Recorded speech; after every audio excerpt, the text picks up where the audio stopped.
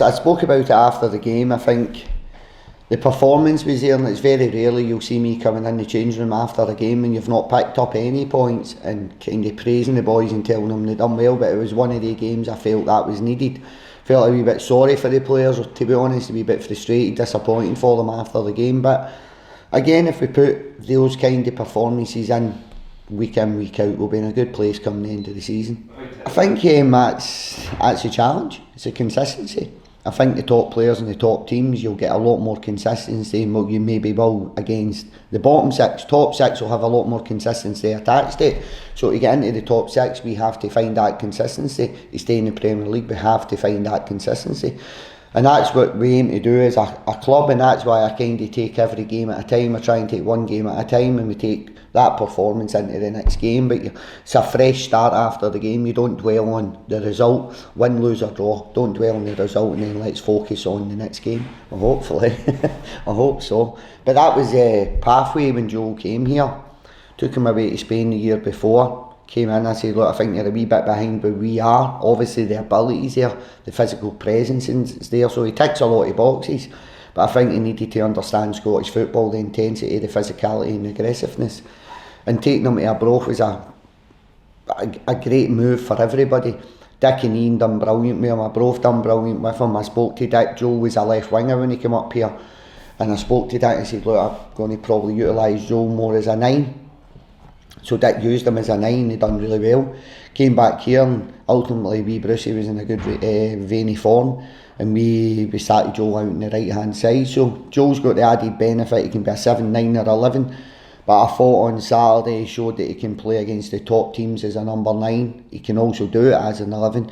But he showed he can do that and added a goal to his game, and that's probably been the one part for Joel's game when I've spoke to Joel individually and collectively, to be fair, is Joel, can we get more assists and more goals to your game, because he's brilliant at getting us up the park. So hopefully we can add a wee bit more consistency to Joel's game, but everybody's game needs that consistency, to be fair. It's a difficult belief to have if it's not been a highlight or a trait of your career, but I think it's one he can add to his game. I think he must take massive confidence from his finish. I think it was a fantastic finish, his movement was good. So yeah, we're working on that weekly with Joel, not just with Joel, with all the offensive players, to be honest, but we're working on it, and I can definitely see it getting better. I noticed a big improvement when he came back in the summer in his finishing ability. So he's naturally played as a winger, so we're now trying to show Joel, well, if you're playing as a 9, this is kind of what we're needing from you. So he's beginning to add that to his game. I was at the game, I thought they were brilliant. I thought Jack's shape, I thought United's shape was very, very good.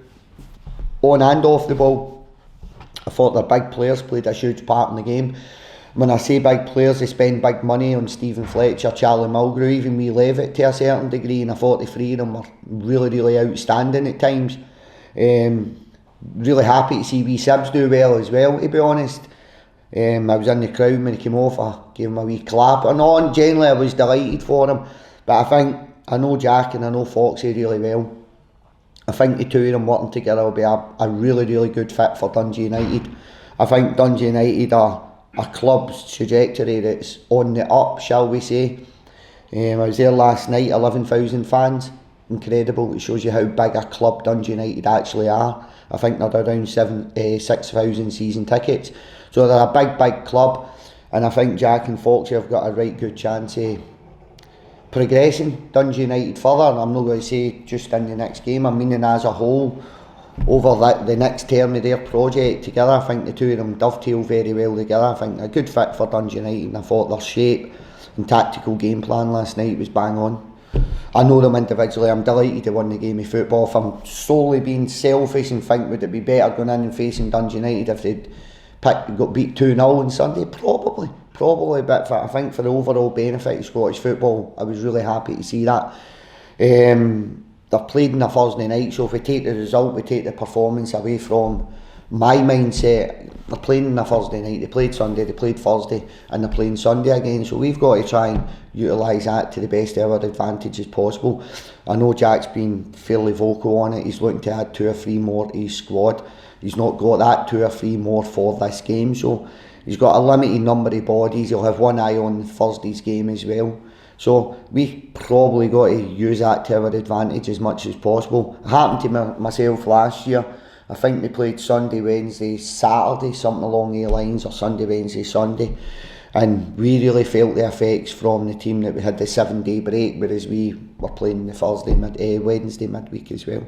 So you've got to try and use all these minor bits of detail to the best of your advantage as possible. No, it's Isma back from his suspension, so we're actually gaining bodies to the squad rather than losing them, which is a nice change if I'm honest. Cheers.